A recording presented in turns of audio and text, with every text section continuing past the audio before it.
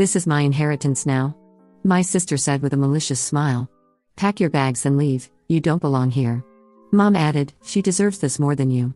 I pulled out the deed and said, actually, Grandma sold me the house last year. The look on her face when the police arrived. I never thought I'd be writing this story, but after everything that happened, I need to get it all out. My name is Hannah Collins, and this is about how my own family tried to steal my inheritance, and how I got the last laugh. To understand this story, you need to know about my grandmother, Eleanor Thompson. She was the kindest, most generous woman I've ever known, but she was also sharp as a tack and didn't suffer fools. She lived in this beautiful Victorian house that had been in our family for 3 generations. It was worth easily $650,000, maybe more with the current market. Growing up, I spent every summer at Grandma Eleanor's house while my parents worked. My sister Abby, who's 5 years older than me, was always too busy with her friends or later, her boyfriends, to visit much. She'd show up for holidays and birthdays, charm everyone with her fake smile, then disappear again. Our mom, Diane, always favored Abby. It was obvious to everyone except maybe Dad, who worked too much to notice. Abby was the golden child, prettier, more popular, better grades in high school. I was the difficult one because I asked questions and didn't just go along with whatever Abby wanted. When I turned 19, instead of going straight to a 4-year college like my parents expected, I moved in with Grandma Eleanor. She was starting to have some health issues and needed help around the house. My parents were furious, especially Mom, who said I was wasting my potential and being dramatic. Abby just laughed and said I was probably just scared to leave home. But Grandma Eleanor was thrilled to have me. We'd spend hours talking about everything: her youth, family history, her dreams, my dreams. She taught me to cook her famous apple pie, showed me old photo albums, and told me stories about her late husband, my grandfather, who died when I was young. I did eventually go to college, but I chose a local community college so I could keep living with Grandma and helping her out. I studied business administration and worked part-time at a local accounting firm. After graduating, I became a full-time bookkeeper at the same firm, making decent money for our area. It wasn't glamorous, but I was happy.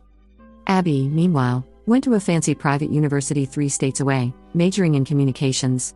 She'd come home for holidays, and every time she'd make little comments about how I was playing house with Grandma and how I'd never amount to anything if I didn't stop babying an old woman. Mom would always agree with Abby. Hannah, you need to think about your future, she'd say. You can't live with Grandma forever. Abby's building a real career. What they didn't know was that Grandma Eleanor was teaching me more than just cooking and family stories. She was showing me her business records, her investments, her property management. She owned 2 rental properties besides her own house, and she'd been managing everything herself for decades. About 2 years ago, when I was 24, Grandma Eleanor sat me down for a serious conversation. Hannah, honey, she said, I need to talk to you about something important. I'm not getting any younger, and I want to make sure my affairs are in order. She pulled out a folder full of legal documents. I've been thinking about what to do with the house. Your mother assumes it'll go to her when I pass, and then she'll probably give it to Abby since she's the oldest grandchild. I nodded, because that's exactly what I expected too. But here's the thing, Grandma continued. Abby has visited me exactly 4 times in the past 3 years. Your mother calls once a week, but she's never offered to help when I needed surgery last year, or when I had that bad fall. You're the one who's been here for me, Hannah. You're the one who drives me to doctor appointments, helps me with my medications, listens to me ramble about the old days. I started to protest that I didn't help her for any reward, but she held up her hand. I know you don't, sweetheart, and that's exactly why I want to do this. I want to sell you the house. I was shocked. Grandma, I don't have that kind of money. She laughed. Oh, honey, I'm not talking about market value. I'm talking about selling it to you for what your grandfather I paid for it back in 1982. $35,000. I couldn't believe it. But Grandma, that's not fair to you. This house is worth so much more now. Fair? She said. What's fair is that the person who loves this house and has taken care of it gets to keep it. What's fair is that I get to see you settled and happy while I'm still alive to enjoy it. What's fair is that I don't have to worry about this house being sold off to strangers after I'm gone. She had it all planned out. We'd handle the sale quietly, through her lawyer. I'd get a loan for the $35,000, which I could manage with my job and the savings I'd built up over the years, and the house would legally be mine. She'd continue living there as long as she wanted, and when she passed away, there wouldn't be any confusion about inheritance. What about Mom and Abby? I asked. Grandma Eleanor's expression got a little sad. I've already decided what I'm leaving them. Your mother will get my jewelry and half of my savings account. Abby will get the other half of my savings and my car. The rental properties will be sold and divided between several charities I care about. But won't they be upset about the house? Probably, she admitted. But Hannah, this is my house and my decision. I've worked hard my whole life, and I should get to decide what happens to what I've earned. If they're upset, that's their problem to deal with. We went to the lawyer the next week. Mr. Peterson had been handling Grandma's affairs for 20 years, and he was delighted to help us. The sale was completely legal and above board. I became the official owner of 1247 Maple Street in September 2023. Grandma Eleanor was so happy after we signed the papers. Now I can really relax, she said. I know this house will be loved and cared for. I didn't tell anyone about the sale. Grandma and I agreed to keep it quiet until it became necessary to reveal it. I continued living there, taking care of her, and everything seemed normal to the outside world. Then, 4 months ago, Grandma Eleanor had a massive stroke. I was at work when the neighbor called to say an ambulance was at the house. I rushed to the hospital, and the doctors said she'd passed away peacefully. She was 87 years old. I was devastated. Yes, I knew it was coming eventually, but losing her felt like losing my best friend and mentor all at once. The funeral was small but beautiful. I spoke about how she'd taught me to be strong and independent, how she'd shown me what unconditional love looked like. Abby cried dramatically at the service, which surprised me since she'd barely spoken to Grandma in years. Mom was composed but clearly emotional. Dad was quiet, like always. After the funeral, Mom said she wanted to wait 2 weeks to process our grief before dealing with the will. I thought that was reasonable, so I continued living in the house, taking care of Grandma's affairs, and preparing for whatever came next. That's when things got ugly. 2 weeks after the funeral, Mom called and asked me to come to her house for a family meeting. I should have suspected something was up, but I was still deep in grief and not thinking clearly. I arrived at Mom's house to find her, Dad, and Abby all sitting in the living room with serious expressions. Hannah, Mom began, we need to talk about Grandma's house. Okay, I said, sitting down. When are we doing the will reading? Abby laughed, but it wasn't a happy sound. We've already met with the lawyer, Hannah. Mom was named executor, and we know exactly what's in the will. I felt the chill run down my spine. What do you mean? Mom pulled out a folder. Grandma left the house to me, as expected. And I've decided to give it to Abby. Abby's smile was absolutely malicious. This is my inheritance now, she said with glee. Pack your bags and leave, you don't belong there. I was stunned. What? But I've been living there for years, taking care of Grandma. I thought, you thought what? Mom interrupted. That you'd get rewarded for doing what any decent granddaughter should do? Hannah, you're 26 years old. It's time you got your own place and stopped living off family charity. She deserves this more than you, Mom added, gesturing toward Abby. Abby has a real career, a fiancé, plans for the future. You've been playing house with an old woman for years instead of building a real life. Abby nodded enthusiastically. I'm getting married next year, and David and I have always loved that house. We're planning to renovate it, maybe knock down some walls, modernize it. It'll be perfect for us. The thought of them tearing apart Grandma's beautiful house made me sick. But I forced myself to stay calm. When do you want me to move out? I asked quietly. Abby looked pleased that I wasn't fighting. This weekend. We want to start measuring for renovations next week. This weekend. They were giving me 4 days to pack up my entire life and find a new place to live. Where am I supposed to go? I asked. Mom shrugged. You're an adult, Hannah. Figure it out. Maybe this will finally motivate you to get your life together. I sat there for a moment, letting their words sink in. Then I reached into my purse and pulled out a folder I'd been carrying around since Grandma's death. I hadn't planned to use it like this, but they'd forced my hand. Actually, I said, standing up and opening the folder, I have something to show you. I pulled out the deed to 1247 Maple Street and set it on the coffee table. Grandma sold me the house last year. The silence in the room was deafening. Abby's malicious smile froze on her face. Mom went pale. Dad leaned forward to look at the document. What is this? Mom whispered. It's exactly what it looks like, I said calmly. In September 2023, Grandma Eleanor sold me the house for $35,000. It's been legally mine for over a year. Abby grabbed the deed and stared at it. This can't be real. This is fake. You forged this. No, Abby. It's completely real and legal. Mr. Peterson handled the sale. You can call him if you want to verify. Mom was shaking her head. She wouldn't do this. She wouldn't sell the house without telling us. She didn't tell you because she knew you'd react exactly like this, I said. She wanted to make sure the house went to someone who actually loved it and would take care of it. Abby was turning red with rage. You manipulated her. You took advantage of a sick old woman. I did no such thing, I replied firmly. Grandma was completely competent when she made this decision. She'd been thinking about it for months. She wanted to see me settled while she was still alive to enjoy it. This is insane, Mom said, standing up and starting to pace. There has to be a mistake. The house was supposed to be mine. It was supposed to go to Abby. The house is mine, I said simply. And I'm not selling it, especially not to people who want to tear it apart and modernize it. Abby stood up so fast she knocked over her chair. You can't do this. We'll contest it. We'll sue you. On what grounds? I asked. The sale was completely legal. Grandma was of sound mind. She had every right to sell her own property to whomever she wanted. We'll say you coerced her, Abby snarled. We'll say you manipulated an elderly woman with dementia. Grandma didn't have dementia, and you know it. She was sharp as ever right up until her stroke. And good luck proving coercion when I'm the one who spent years taking care of her while you couldn't be bothered to visit. Mom was crying now. Hannah, this isn't right. That house has been in our family for generations. It should stay in the family. It is staying in the family, I said.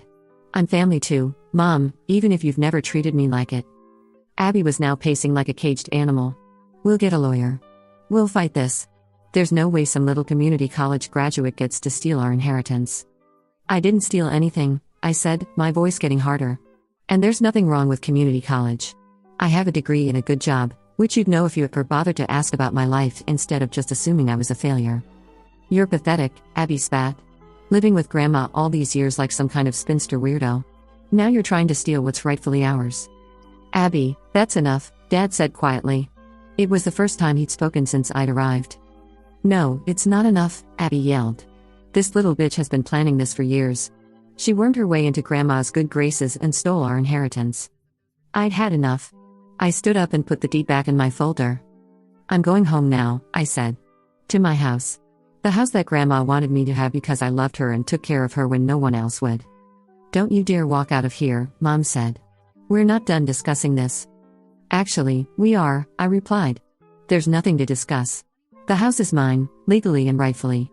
If you want to contest it in court, that's your choice, but you'll lose. I headed for the door, but Abby blocked my way. You're not leaving until we figure this out, she said menacingly. Get out of my way, Abby. Make me. I pulled out my phone. I'm calling the police. You wouldn't dare. I started dialing 911, and Abby finally stepped aside, but she followed me to the door. This isn't over, Hannah, she yelled as I walked to my car. We'll make you pay for this. Is that a threat? I called back, and I saw her realize what she'd just said. I drove home, to my house, with my hands shaking. I'd expected them to be upset, but the level of venom and entitlement was shocking. I called Mr. Peterson as soon as I got home. Hannah, I'm so sorry for your loss, he said. Eleanor was a wonderful woman. Thank you, Mr. Peterson. I'm calling because I just had to reveal the house sale to my family, and they're threatening to contest it. He sighed. I was afraid this might happen. But don't worry, dear. The sale was completely legal and properly documented. Eleanor was examined by an independent doctor just days before the sale to confirm her mental competency, precisely because she was worried about this kind of challenge. She was? Oh yes. Eleanor was very thorough. She knew your family might not understand her decision, so she made sure every I was dotted and every T was crossed. She even had me prepare a letter explaining her reasoning, in case it was ever needed. That night, I couldn't sleep.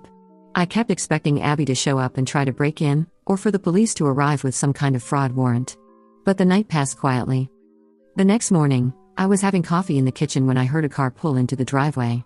I looked out the window and saw Abby's car, along with a car I didn't recognize. Abby got out, along with a man in a suit who was carrying a briefcase. They came to the front door and Abby started pounding on it. Hannah, open this door right now. We need to talk. I opened the door but kept the chain lock on. What do you want, Abby? This is my lawyer, Mr. Harrison, she said, gesturing to the man in the suit. We're here to discuss your illegal occupation of my property. Mr. Harrison stepped forward. Ms. Collins, I represent Ms. Abby in this matter. We have reason to believe that the deed you produced yesterday was obtained through fraudulent means. We're prepared to file a lawsuit unless you vacate the premises immediately. I almost laughed. Do you have a court order? Not yet, he admitted. But we will. Then you're trespassing, I said. Please leave my property. Abby pushed forward. Your property? This is my house. Grandma left it to Mom, and Mom gave it to me. Abby, I've already explained this to you. Grandma sold me this house over a year ago. It's been legally mine since September 2023. We'll prove you coerced her, Mr. Harrison said. Elderly people are vulnerable to manipulation. Good luck with that, I replied. My lawyer says the sale was perfectly legal and that Grandma even had her mental competency verified by an independent doctor. I saw doubt flicker across Mr. Harrison's face. He was probably starting to realize that Abby hadn't given him the full story. We're not leaving until this is resolved, Abby declared. Then I'm calling the police, I said, and I shut the door. I called 911 and explained that I had trespassers on my property who were refusing to leave. The dispatcher said they'd send an officer right away. While I waited, I called Mr. Peterson and told him what was happening. He said he'd come right over with all the documentation. About 10 minutes later, I heard multiple car doors slamming outside. I looked out the window and saw a police car, Mr. Peterson's car, and, to my surprise, another car with Mom and Dad getting out of it. I opened the door to find a police officer standing there with Abby and her lawyer. Ma'am, I'm Officer Johnson. There seems to be some confusion about who owns this property. No confusion at all, I said, handing him a copy of the deed. I'm Hannah Collins, and this is my house. I purchased it from my grandmother in September 2023. These people are trespassing. Abby started to protest, but Officer Johnson held up his hand. Ma'am, let me see your documentation. I don't have any documentation, Abby said. But my grandmother's will left the house to my mother, and my mother gave it to me. Do you have the will? Officer Johnson asked. Abby looked flustered. It's at the lawyer's office. What about you, sir? Officer Johnson asked Mr. Harrison. Mr. Harrison looked uncomfortable. I was told that my client had inherited this property, but I haven't actually seen the will or any other documentation. At that moment, Mr. Peterson arrived with his briefcase. Officer, I'm Robert Peterson, attorney for the late Eleanor Thompson. I have all the relevant documentation here. He pulled out a thick folder. This is the deed showing the legal sale of this property from Eleanor Thompson to Hannah Collins in September 2023. Here's the bill of sale, the title transfer, the recording documents from the county recorder's office, and the independent medical evaluation confirming Mrs. Thompson's mental competency at the time of sale. Officer Johnson examined the documents. These all look legitimate. Ma'am, he said to Abby, do you have any documentation showing that you own this property? Abby was turning red again. The house was supposed to be mine. Grandma promised it would go to family. That's not a legal claim, Officer Johnson said. According to these documents, Ms. Hannah Collins is the legal owner of this property. I'm going to have to ask you to leave. This is ridiculous. Abby exploded. She stole my inheritance. Ma'am, you need to calm down, Officer Johnson said firmly. If you have a legal claim to this property, you'll need to pursue it through the courts. Right now, you're trespassing. Mr. Harrison was looking increasingly uncomfortable. Perhaps we should go and review the actual will before proceeding further. There's more, Mr. Peterson said. He pulled out an envelope. Mrs. Thompson asked me to prepare this letter in case there were any questions about her decision. With your permission, I'd like to read it. I nodded, and Mr. Peterson opened the envelope. To my family, he read aloud. If you are hearing this letter, it means there has been some confusion about my decision to sell my house to my granddaughter Hannah. I want to make it clear that this decision was made with full knowledge and consideration of all factors involved. Abby tried to interrupt, but Officer Johnson gestured for her to be quiet. Mr. Peterson continued. Hannah has been my companion, caregiver, and friend for the past 7 years. She has driven me to countless medical appointments, helped me manage my medications, assisted with household tasks, and most importantly, provided me with company and conversation. She has done this not out of obligation, but out of love. Meanwhile, my daughter Diane calls weekly but has never offered practical help when I needed it. My granddaughter Abby visits perhaps once or twice a year and spends most of her time on her phone or complaining about how old-fashioned my house is. She has made it clear on multiple occasions that she views this house as an inconvenience and has spoken about selling it or modernizing it. I saw Abby's face go white. I do not want my beloved house, which my husband and I spent 45 years making into a home, to be torn apart by people who don't understand its value. I want it to go to someone who loves it as much as I do. That person is Hannah? The sale price of $35,000 represents what my husband and I paid for this house in 1982. I consider it fair compensation for all the love and care Hannah has given me, and I am happy to see her settled in a home while I am still alive to enjoy her happiness. If my family is reading this letter, I hope they will understand and respect my decision. I have provided for Diane and Abby in other ways, and they will be well taken care of. But this house belongs to Hannah now, and I hope they will welcome her continued place in our family. Mr. Peterson folded the letter. It's signed and dated, with 2 witnesses present. The silence was deafening. Mom had tears streaming down her face. Dad looked stricken. Abby was staring at the ground. Officer Johnson cleared his throat. Well, that seems pretty clear. Ma'am, he said to Abby, I'm going to need you to leave this property now. If you want to contest ownership, you'll need to do it through the courts. Abby looked up at me with pure hatred. This isn't over. Actually, it is, I said quietly. Grandma made her choice, and it was legal and final. Mr. Harrison was already backing toward his car. Ms. Abby, I think we need to review all the facts before proceeding with any legal action. Abby followed him, but she turned back at the car. I'll never forgive you for this, Hannah. Never. She got in her car and peeled out of the driveway, leaving rubber marks on the pavement. Mom and Dad lingered for a moment. Mom looked like she wanted to say something, but Dad put his hand on her arm. We should go, Diane, he said softly. They got in their car and left without another word. Officer Johnson finished filling out his report. Ms. Collins, I'd recommend keeping copies of all these documents handy in case this happens again. Sometimes family disputes can escalate. After everyone left, Mr. Peterson and I sat in the kitchen drinking coffee. I'm sorry you had to go through that, Hannah, he said. But I'm not surprised. Eleanor predicted this would happen. She did? Oh yes. She told me, Robert, they're going to be furious when they find out I sold the house to Hannah. But Hannah earned it, and I won't let them bully her out of what's rightfully hers. He pulled out another document. She also left instructions for me to give you this. It was a savings account passbook with my name on it. The balance was $45,000. She set this up for you last year, Mr. Peterson explained. She said you'd need money for house maintenance and repairs, and she wanted to make sure you'd never have to worry about losing the house due to financial problems. I started crying. Even after death, Grandma Eleanor was still taking care of me. That was 6 weeks ago. Abby did hire a lawyer to contest the sale, but after reviewing all the documentation, the lawyer advised her that she had no case and withdrew from representing her. The sale was completely legal, and Grandma's mental competency was thoroughly documented. What I haven't mentioned yet is what happened 3 weeks after the police incident. I was at work when my phone started buzzing with notifications. Someone had posted on the neighborhood Facebook group, claiming I was squatting in my grandmother's house and had stolen it from the rightful heirs. The post was anonymous, but I knew exactly who had written it. This woman has been living in an elderly woman's house for years, the post read, and now she's claiming she owns it after the poor woman died. She's taken advantage of a vulnerable senior citizen and is now preventing the real family from claiming their inheritance. Someone needs to call Adult Protective Services and investigate this fraud. My phone was ringing nonstop with calls from concerned neighbors.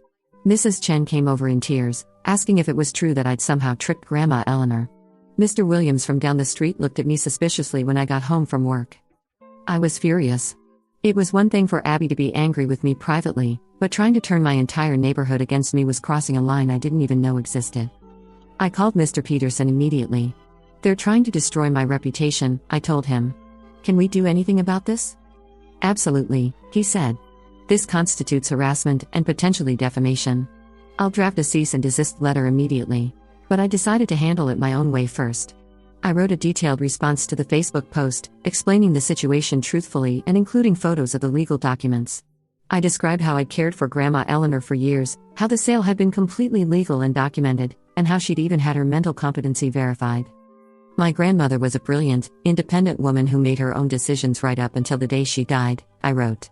She chose to sell me this house because I loved and cared for her, not because I manipulated her. Anyone who knew Eleanor Thompson would know that she couldn't be manipulated by anyone, and she didn't suffer fools. I also included some of the sweet things Grandma had written about me in her journal, with permission from Mr. Peterson. The response from the neighborhood was immediate and overwhelming. Person after person commented about how they'd seen me caring for Grandma Eleanor over the years, how devoted I'd been, how happy she'd seemed to have me there. Mrs. Rodriguez mentioned how I'd driven Grandma to the grocery store every week. Mr. Thompson talked about how I'd helped Grandma with her yard work even when I was clearly exhausted from my job. That girl earned every brick of that house, wrote Mrs. Patterson, who lived across the street. I watched her shovel Eleanor's driveway at 6 in the morning before going to work, and I watched her come home at lunch to check on Eleanor when she was sick. If anyone deserves that house, it's Hannah. The anonymous poster, Abby, tried to respond with more accusations, but the neighborhood had turned against her. People started sharing their own stories about entitled family members and praising me for standing up for myself. Eventually, the original post was taken down by the group administrators for violating their harassment policy, but not before it had backfired spectacularly on Abby. A few days later, I got a call from Abby's fiancé, David. I'd only met him a few times at family gatherings, and he'd always seemed nice enough. "Hannah, I need to apologize to you," he said. I had no idea what Abby was doing until I saw that Facebook post. When I asked her about it, she finally told me the whole story. "And?" I asked cautiously. "And I'm horrified," he said. "The way she's been talking about your grandmother, the things she's been saying about you. I had no idea she could be so cruel." He paused, and I could hear him taking a deep breath. "We've called off the engagement. I can't marry someone who would try to steal from their own family and then lie about it to make herself look like the victim." I felt a mix of satisfaction and sadness. I was glad that David had seen Abby's true colors, but I also felt bad that their relationship had ended because of this mess. "I'm sorry it came to that," I said. "Don't be," David replied. "You did me a favor. Better to find out what kind of person she really is now than after we were married. She's been calling you terrible names, Hannah. Things I won't repeat." I told her that if she couldn't respect family, she'd never respect a marriage. That conversation gave me some hope that not everyone in the world was as selfish and entitled as Abby had proven to be. The final piece of drama came last month. Mom called me for the first time since the police incident, and her voice was different, smaller, more uncertain. "Hannah," she said quietly, "I need to tell you something." "Okay." I found some things when I was cleaning out Abby's old room. Letters from Grandma Eleanor, birthday cards, Christmas presents that Abby never even opened. They were gifts from the last 3 years that were still in their original wrapping. I stayed silent, letting her continue. "And I found a letter that Grandma wrote to Abby 2 years ago, begging her to visit more often. She said she was lonely and that she missed having family around. Abby never even responded to it." Mom was crying now. "I'm starting to understand why Grandma made the decision she did. I'm starting to see that maybe we weren't the family members we should have been." "Mom," I said gently, "it's not too late to change that." "I don't know if it is or not," she said. "I said some terrible things to you, Hannah. I believed Abby's version of events without even asking for your side of the story. I treated you like you were some kind of criminal instead of recognizing that you'd been a devoted granddaughter." We talked for over an hour that day. It wasn't a complete reconciliation, there was still too much hurt on both sides, but it was a start. Mom admitted that she'd always favored Abby and that it hadn't been fair to me. She said she wanted to try to rebuild our relationship if I was willing. I told her I was willing to try, but that things would have to be different. I wouldn't tolerate being treated as the less favored daughter anymore, and I wouldn't listen to criticism about my life choices from people who hadn't bothered to understand them. Dad called me separately a few days later. His conversation was shorter but more direct. "I'm proud of you, Hannah," he said. "I should have said that years ago, but I'm saying it now. You took care of your grandmother when no one else would, and you've handled this whole situation with more grace and maturity than the rest of us combined." As for Abby, I heard through Mom that she'd moved back home after her breakup with David and was struggling to find work. Her real career in communications hadn't panned out as well as she'd hoped, and she was having trouble paying her student loans without David's financial support. I felt a moment of sympathy for her, but then I remembered all the cruel things she'd said, all the ways she'd tried to hurt me, and the sympathy faded. She'd made her choices, and now she was living with the consequences. The house feels different now that it's truly mine. I've started making small changes: new curtains in the kitchen, fresh paint in the guest room, a vegetable garden in the backyard where Grandma and I always talked about planting one. I can feel her approval in every change I make. I know Abby thought she was hurting me when she said I'd been playing house with Grandma all those years. But she was wrong. I wasn't playing house. I was building a home, building a life, building relationships that mattered.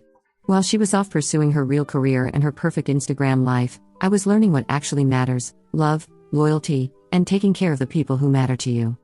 Would I change anything if I could go back? Maybe I would have told Mom and Abby about the sale sooner, to avoid the drama. But probably not. Grandma Eleanor wanted to keep it quiet, and she was right that they would have tried to interfere if they'd known. I don't regret standing up for myself. I don't regret accepting Grandma's gift. I don't regret protecting her house from people who wanted to tear it apart. The look on Abby's face when I pulled out that deed was priceless. For one perfect moment, her malicious smile disappeared and was replaced by pure shock. She'd been so sure she had won, so confident that she could just walk in and take what she wanted. The look on her face when the police told her to leave, when she realized that all her threats and bluster meant nothing, was even better. I've gotten texts from numbers I don't recognize, probably from Abby using friends' phones, calling me names and making threats. I screenshot them all and saved them, just in case. Mr. Peterson says if the harassment continues, we can get a restraining order. Sometimes I feel sad about losing my mom and sister. But then I remember that they never really saw me as family anyway. I was just the disappointing daughter, the weird granddaughter who didn't fit their vision of success. Now I'm free to be myself, to build the life I want, to honor Grandma Eleanor's memory by taking care of the home she loved. The house feels peaceful now. I've hung up some of Grandma's favorite photos, kept her reading chair by the window where she liked to sit in the afternoons, and maintained her flower garden exactly as she had it. But I've also made it mine, new books on the shelves, my art supplies set up in the spare room, like coffee maker in the kitchen. People ask me if I'm lonely, living alone in such a big house. But I'm not lonely. I have good neighbors, a job I enjoy, hobbies I'm passionate about, and friends who actually appreciate me for who I am. Most importantly, I have the peace of mind that comes from knowing I did right by someone I loved. Grandma Eleanor used to say that the best revenge is living well. I think she was right. While Abby is presumably still fuming about not getting her inheritance, I'm living peacefully in a beautiful house, financially secure, surrounded by reminders of a woman who loved me unconditionally. That's the real victory here. Not the house, not the money, not even the satisfaction of seeing Abby's shocked face. The real victory is knowing that I earned this through love and loyalty, and that somewhere, Grandma Eleanor is smiling and proud that her house is in good hands. I hope Abby finds peace someday. I hope she learns that you can't build happiness on entitlement and cruelty. I hope she realizes that the things that matter most in life can't be stolen or demanded, they have to be earned through kindness and love. But that's not my problem anymore. My problem now is deciding what color to paint the front porch and whether to plant tomatoes or peppers in the new garden bed. I think Grandma Eleanor would approve of both choices.